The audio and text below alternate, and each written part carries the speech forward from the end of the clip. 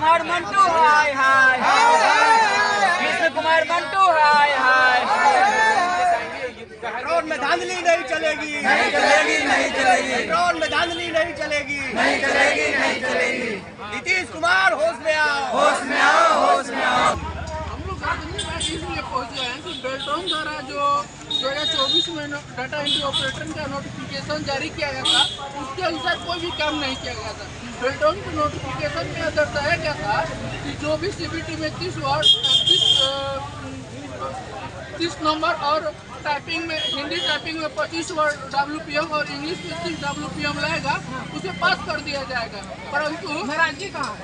नाराजगी इस बात को है कि वो हम लोग 25 और 30 वर्ड लाने के बाद भी क्वालिफाइड कर दिया गया है और हमें प्रोविजनल लिस्ट में जारी नाम नहीं दिया गया। मैडम ये बताइए, आपने एक बयान ले लिया है क्वालिफाइड छात्रों के फाइनल में बेल्ट्रॉन, आप लोग नाराज हो, दिक्कत क्या हुआ है? नॉमिनेशन को लेकर दिक्कत है या क्या चीज को लेकर दिक्कत है जो नाराजगी है? सर बेल्ट्रॉन से हर चीज को लेकर क्या दिक्कत?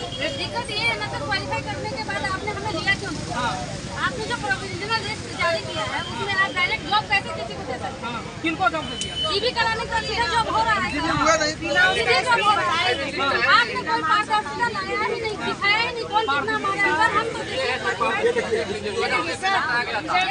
5 बजे फिर जाएंगे लाने के लिए। बड़ी बात है सर, देखिए हमारे कहने का मतलब आपने जो भी उल्टा सीधा नियम लागू किया, ठीक है, फिर भी हम क्वालिफाइड किए ना।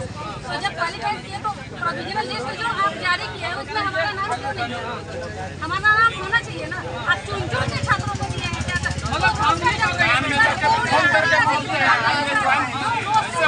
वो भी गलत जारी, कैटेगरी वाइज जिसका जितना पता उतना कीजिए।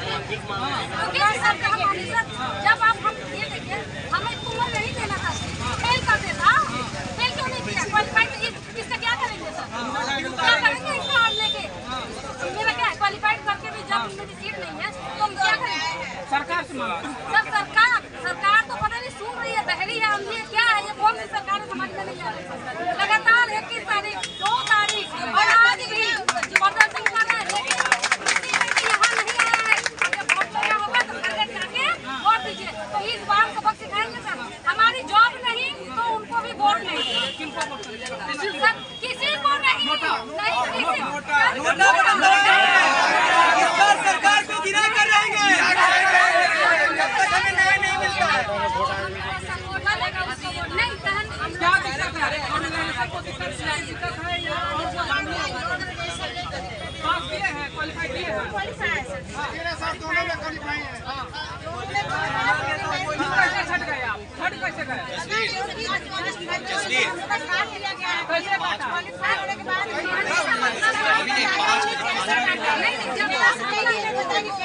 जब तक आपका सीट ही निर्धारित नहीं था तो कदम कैसे लगा दिया? आप कोर्ट का नियम नहीं मानते हैं, यहाँ कोर्ट की जरूरत ही नहीं है। क्या दिक्कत है? नॉमिनेशन को लेकर दिक्कत, कटऑफ को लेकर आपने नोटिफिकेशन जारी किया, नोटिफिकेशन में आपने जो क्राइटेरिया को बताई जारी किया कि नहीं ये क्राइटेरिया हम फॉलो करें। जो आप नियम जारी किए थे, आप अपने नियम से चले ही नहीं। आपने पहले एग्जाम लेने के बाद जब आप एंसर जारी करते हैं, कुछ दिनों के बाद 2-4 दिन के बाद क्या करता है, नोटिस जारी कर देता है बेल्ट्रॉन कि इसको ऑब्जेक्शन लगा रहा है, ऑब्जेक्शन लगाइए, उसके बाद नॉर्मलाइजेशन किया जाएगा। नॉर्मलाइजेशन के आधार पे आपका मार्क्स घट भी सकता है और बढ़ भी सकता है, ठीक है। तो उसका क्या होता है, नॉर्मलाइजेशन में मार्क्स बढ़ती है ना कि घटती है, ये तो सबसे पता है।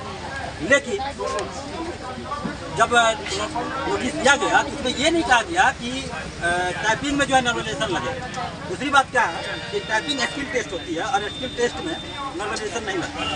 फिर भी अगर आपने अपने नोटिस के अनुसार भी उनसे अलग हट के फिर से आप क्या करिए, एक नॉर्मलाइजेशन की प्रक्रिया अपनाए तो आप सीबीटी भी अपना, उससे हम लोग को कोई दिक्कत नहीं है। अच्छी बात है, क्योंकि अलग अलग सीट में आपने एग्जाम दिया, 1 महीना तक एग्जाम चला, 1.5 महीना तक तो आपने नॉर्मलाइजेशन लगा। लेकिन टाइपिंग पे किस आधार पे आपने नॉर्मलाइजेशन लगा के सबका 10 नंबर 10 वर्ड पर मिनट, 12 वर्ड पर मिनट, 15 वर्ड पर मिनट सबका काट लिया गया। फिर भी इतना कटने के बावजूद भी हिंदी में 42 करके आया, मुझे 28.70 दिया गया, 70 दिया गया। 55 का स्पीड में करके आया, इंग्लिश में मुझे 37.19 दिया गया। फिर भी मैं क्वालिफाई हूँ। लेकिन आप जो क्या किए, कटअप जारी करके हमको उनसे बाहर करिए। आप कटअप का बात किए नहीं। मूलभूत ये दिक्कत है, दिक्कत यही है कि 5000 लोगों का मूलभूत दिक्कत ये है कि आपने नोटिफिकेशन में ये कहा था कि जो 25 वर्ड पर मिनट हिंदी में, 30 वर्ड पर मिनट इंग्लिश में और सीबीटी में 30 मार्क्स लाते हैं, उसका उस कटअप के अनुसार मैं जो है पैनल जारी करूँगा। लेकिन आपने तो पैनल जारी किया नहीं। आपने क्या किया, आप अपने मन के अनुसार फिर से एक कटअप जारी कर दिया और आप उसको मेरे कहने का मतलब ये है कि जब आप ठीक है, आप जब प्रेसिडेंट जारी किए उसमें पारदर्शिता का 2019 के एग्जाम में पारदर्शिता था, 2024-25 के एग्जाम में कोई पारदर्शिता नहीं है। और सबसे पहले